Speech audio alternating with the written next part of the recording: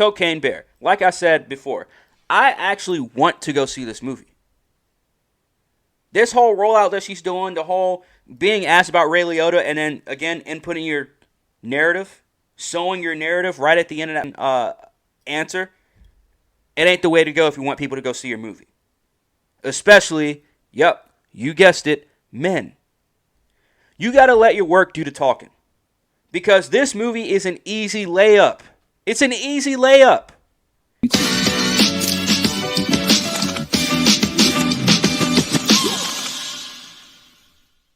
There's this new movie that just came out over the weekend called Cocaine Bear. They've been, the marketing has been phenomenal. Even a Cocaine Bear movie has a Twitter account, which is actually pretty funny. If you guys ever get the chance to go over to the Twitter account of Cocaine Bear, they tweet some real funny shit. Elizabeth Banks, I did not know that she was the director of this movie. I just now found out she was the director of this movie after seeing this video. And I want to start off by saying this before we even get into all this stuff. R.I.P. Ray Liotta. Ray Liotta, just an amazing freaking actor.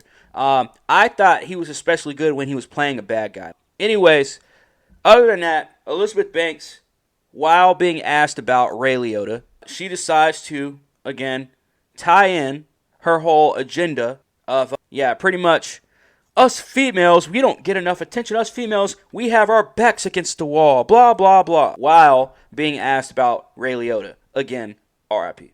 What can you say about working with the late, great Ray Liotta? It's hard not to think back to one of his most classic performances, of course, in Goodfellas. Did you guys ever look at this as a nod to that? Like getting, he obviously gets back in the cocaine game. Did he see it that way? What can you say about your experience with Ray? Well, he was really excited to do it. He came very joyfully to this project, very game. Actually, after he read the script, he asked for more jokes. I think I knew Ray a little bit from a project we'd done a decade ago, and I knew first of all what a consummate professional he was. That he was going to come to set, he was going to be ready, which he was, and that he was going to commit to the bit. I mean, does some crazy things happen to Ray Liotta in this movie. I don't want to give anything away, but he was fully committed to that stuff from minute one.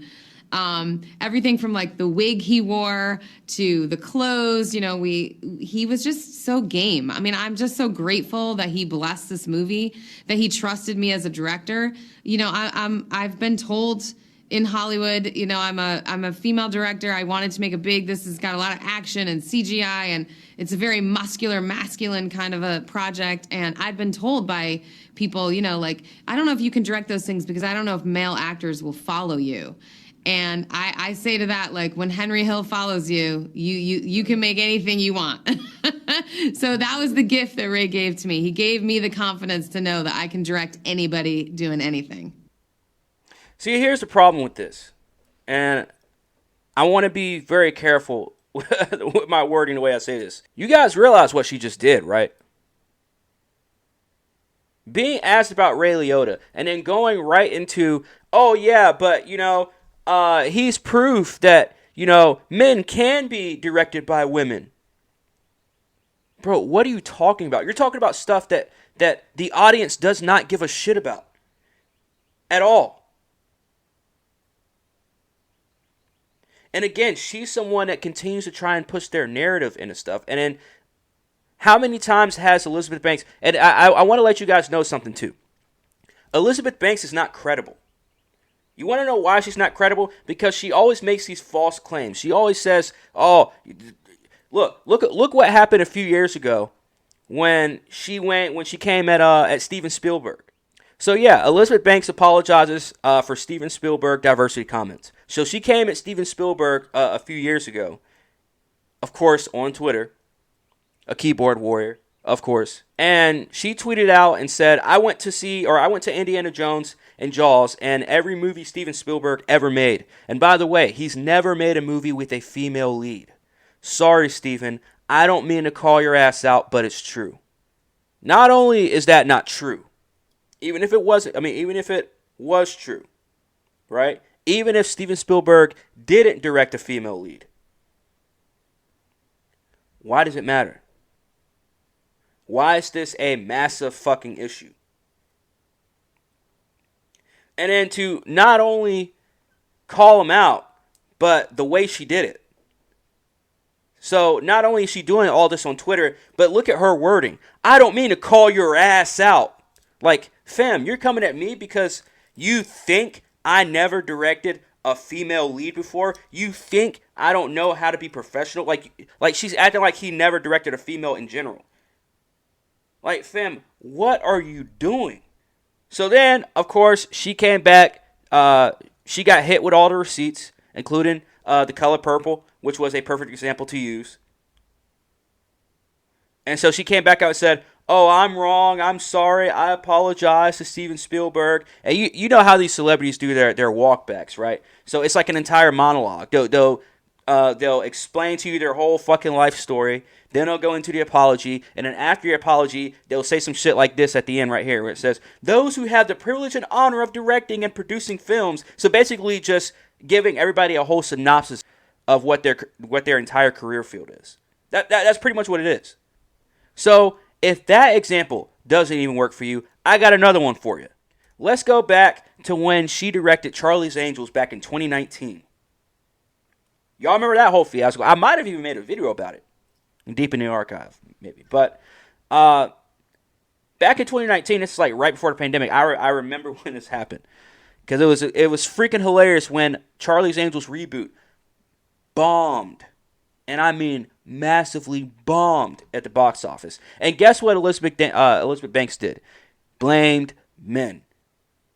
She said, oh, not enough men went to go see my movie. Not enough men supported it and gave us money. And then she goes out, again, being a hypocrite, plain as day. By the way, I'm happy for those characters to have box office success. Talking about Wonder Woman and Captain Marvel. Because, you know, Captain Marvel hit over $1 billion. Wonder Woman got almost to $1 billion.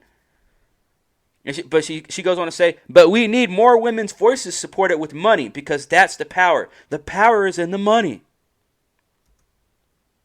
But yet you want to blame men for not going to go see your movie. Now, let's get back to the movie at hand, right? Cocaine Bear. Like I said before, I actually want to go see this movie. This whole rollout that she's doing, the whole being asked about Ray Liotta and then, again, inputting your narrative, sowing your narrative right at the end of that fucking answer, it ain't the way to go if you want people to go see your movie. Especially, yep, you guessed it, men. You got to let your work do the talking. Because this movie is an easy layup. It's an easy layup.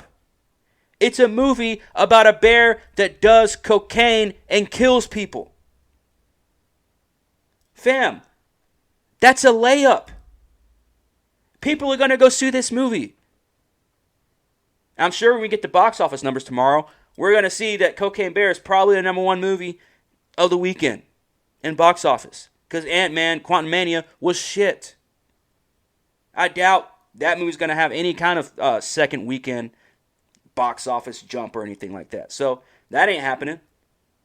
We have to get back to just making movies. Shut up. Let your work do the talking, Elizabeth Banks. For once, get out of your own way. Oh, woe is us women. Oh, you're a female director. That's it. Us as fans, the audience, we don't need to know, and interviewers as well, or interviewees. We don't need to know. Nobody needs to know about, oh, someone came up to me and said that I would never be able to direct men and men would never follow me, which, first of all, that's probably another lie because we already produced 2 receipts of you blatantly lying within the past 5 years. But anyways, as you already know, man, Elizabeth Banks is a celebrity. And she's an A-lister, which means 9 times out of 10, because we've already seen her try and push ridiculous narratives that make absolutely no sense. So we already know that Elizabeth Banks is, well, she's not an actress. She's not a director. She is a political activist. Anyways, let me know if I'm overreacting. Hit me up in the comments. Hit that like, hit that subscribe, all that good stuff. It's your boy Corn. It's Half-Ass Pod, and I am OUT.